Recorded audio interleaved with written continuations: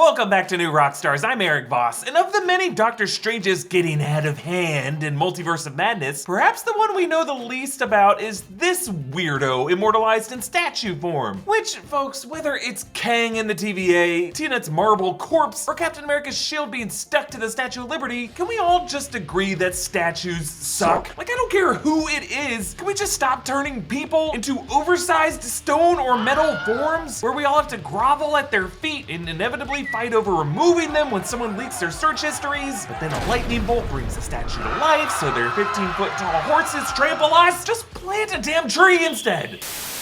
So yeah, I totally relate to our Doctor Strange's apprehensive squint up at this egomaniacal monstrosity. Forget the utopian Manhattan with its vine-covered buildings, blossoming trees, Jules Vernean wind turbines. If it means we have to worship Voldemort, I would prefer a Manhattan gradually turning into sludge. Oh, you thought I meant this Manhattan? Sure, but you know, also the real-life Manhattan that's turning into sludge. So assuming this Doctor statue means bad news, who is he? Well, official merch releases for the film have confirmed this Strange's identity, opening up an even deeper layer of multiversal implications as our Strange faces his other selves, the Illuminati, and the Scarlet Witch. So one of my first assumptions upon seeing this statue is that this represents some noble, heroic Doctor Strange, one who might have sacrificed himself to save the world, the way most statues seek to commemorate some hero who has passed. Like perhaps in some other universe, Doctor Strange found another path out of those 14,605 possible outcomes that would have defeated Thanos and prevented or undone his snap by sacrificing only himself. And in response, the surviving Tony Stark dedicated his life and his intellect to making Earth a more sustainable place. But not so fast, because if you look closely at that statue, this Doctor Strange looks suspect. He has no facial hair, like our most arrogant Stephen Strange's clean-shaven face before his car accident in the 2016 film. And we know from Spider-Man No Way Home that perfectly grooming his goatee is a core part of being Doctor Strange. Also, this statue has an absurdly tall collar on the Cloak of Levitation, almost like a bro peacocking with a collar popped way over his head. And now, thanks to official releases from Funko, we know from a figurine that matches the statue's clean-shaven face and his collar that this Strange is named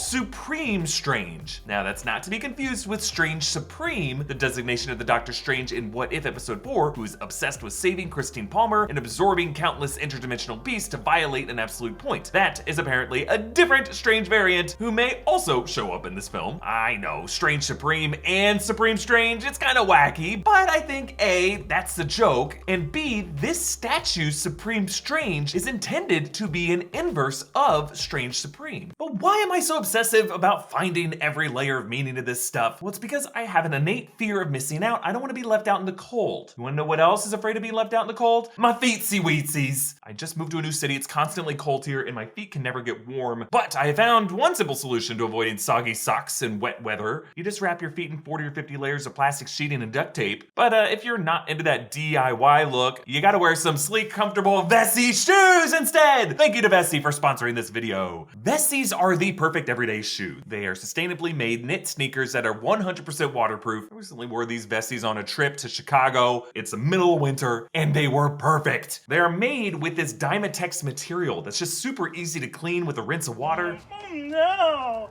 I spilled water all over my feetsy weetsies, but my oinky oinkies are bone dry like the Dune Sea. Thanks, Vessi. There's no shoes like Vessies. There's no shoes like Vessies. There's no shoes like Vessies. But there are snowshoes like Vessies. They aren't as effective at keeping the snow out though. See what I did there? Whatever the season, Vessies are truly an everyday shoe, so banish those soggy socks forever. Vessies are my go-to shoes that are right by my door, so check them out in the link below for a pair of your own Vessi shoes. Strange Supreme was blinded by love and selfishly destroyed his world, but in his solitude learned from that mistake and redeemed himself by being a pretty cool member of the Guardians of the Multiverse. But Supreme Strange, contrastingly, looks like a selfless hero who put his world before himself, but now revels in that praise and came out of it an untested douchebag. I mean, think about it. It'd be one thing for a Doctor Strange statue to commemorate a fallen martyr, but a statue for a guy who, according to his Funko Funko figurine is still alive? What does that say about him? That he needs to pass a towering statue of himself on his way out of the sanctum every day. Again, all statues are creepy! And by calling him Supreme Strange, I think this is a Doctor Strange who became a Sorcerer Supreme. Remember, Spider-Man No Way Home established that since our Strange dusted, Wang became Sorcerer Supreme. Therefore, Supreme Strange may have come from a universe where he did not dust, and he may have actually found another way around Thanos' snap, but still survived that battle and ascended to the rank of Sorcerer Supreme with his power unquestioned. Now, looking closely at Supreme Strange's wardrobe, the blue and white color palette actually match the colors of the Illuminati Citadel, the color and the lighting throughout the British Museum set, and the colors worn by Christine Palmer as a technician in this facility. She may come from that same reality where Supreme Strange ascended to Sorcerer Supreme and is now just sucked into his egotistical orbit. It actually makes sense that in that utopian universe where Supreme Strange's sanctum is located with a below zero carbon footprint, that same Strange variant would model his multiversal Illuminati with perfectly idealized Ultron sentries in the British Museum. Now we know now that Patrick Stewart Charles Xavier does join this Illuminati. The guy finally confirmed it in an interview with Jake Hamilton. I actually didn't recognize my own voice. It sounded different. Whether I had a cold or something at the time, I don't know. But I was astonished. And all they saw was the back of my shoulder and I think my earlobe, nothing else,